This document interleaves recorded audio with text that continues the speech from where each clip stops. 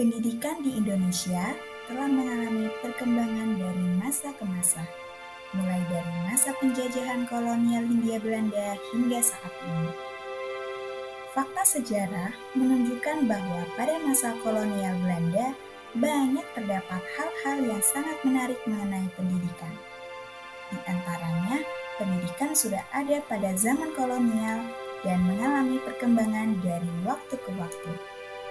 Pendidikan pada zaman kolonial menjadi langkah awal menuju kesadaran nasional akan pentingnya pendidikan. Namun, pendidikan pada masa sebelum kemerdekaan itu masih dibatasi dengan hanya orang-orang tertentu saja yang bisa mengenyam pendidikan. Pada tahun 1854, beberapa bupati menginisiasi pendirian sekolah kabupaten yang mana hanya mendidik calon-calon pegawai, yang artinya pendidikan pada saat itu hanya bertujuan untuk mendidik rakyat agar menjadi pekerja dan untuk membantu perusahaan-perusahaan demi keuntungan bangsa Belanda. Rakyat hanya diajarkan untuk membaca, menulis, dan menghitung seperlunya saja. Pada awal abad ke-20, sebagai akibat dari adanya gerakan kebangkitan nasional, terjadilah perubahan pengajaran dengan memasukkan unsur kebudayaan bangsa dan unsur keagamaan ke dalam sekolah. Kemudian pada tahun 1920, timbullah cita-cita baru yang menghendaki perubahan radikal dalam pendidikan dan pengajaran. Cita-cita baru yang seakan-akan merupakan gabungan kesadaran kultural dan kebangkitan politik. Keinginan untuk merdekanya nusa dan bangsa sebagai jaminan kemerdekaan dan kebebasan kebudayaan bangsa yang menjadi pokok sistem pendidikan dan pengajaran. Kemudian pada tahun 1922 terciptalah Taman Siswa di Yogyakarta yang menjadi sebuah gerbang emas kemerdekaan dan kebebasan kebudayaan bangsa. Taman Siswa hadir sebagai jiwa rakyat untuk merdeka dan bebas. Dari sini kita bisa melihat bahwa saat itu terdapat keinginan bangkit dari keterbatasan dalam pendidikan dan keinginan adanya merdeka dalam belajar. Pendidikan yang merdekakan sudah ada sejak zaman dahulu, sesuai dengan konsep Ki Hajar Dewantara.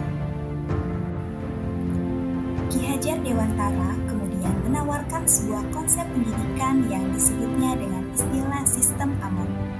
Sistem Among ini yang kemudian dikembangkan oleh Menteri Pendidikan kita untuk menjadi sistem merdeka belajar. Sistem Among yang digagas oleh Ki Hajar Dewantara ini memberikan kemerdekaan lahir dan batin kepada setiap peserta didik.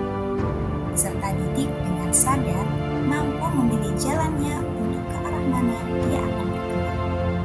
Sistem Among yang dikemukakan oleh Ki Hajar Dewantara ini merupakan sebuah warisan luhur bagi bangsa Indonesia, karena ini merupakan upaya nyata dalam membentuk watak dan kepribadian anak bangsa. Demikian pula pada perkembangan anak didik sangat diperlukan dorongan dari guru serta peran dari keluarga sebagai pendidikan pertama dan utama. Peran dan dorongan pamong dari orang tua dalam perkembangan diri anak didik ini sangat diperlukan dalam pembentukan kepribadian, kemandirian, kemampuan bertanggung jawab pada diri, dan prestasi anak didik untuk menjadi lebih baik. Menurut Ki Hajar Dewantara, pendidikan adalah daya upaya untuk memajukan perkembangan budi pekerti, kekuatan batin, pikiran, intelektualitas, dan jasmani anak-anak.